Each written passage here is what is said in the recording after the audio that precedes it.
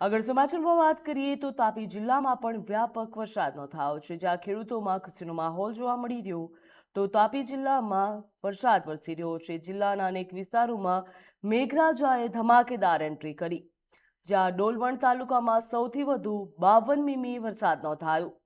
તો વરસાદથી ખેતીની કામગીરીને વેગ મળશે, ત્યારે જગતના તાતમાં પણ હાલ ખુશીનો માહોલ જોવા મળી રહ્યો છે. જિલ્લામાં હજુ પણ વાદળછાયું વાતાવરણ જોવા મળી રહ્યું, તો વધુ સારા વરસાદની શક્યતા પણ નોંધાઈ છે. તાપી જિલ્લામાં વ્યાપક વરસાદ નોંધાઈ રહ્યો છે, જ્યાં જિલ્લાના અનેક વિસ્તારોમાં વરસાદે ધમાકેદાર એન્ટ્રી કરી છે.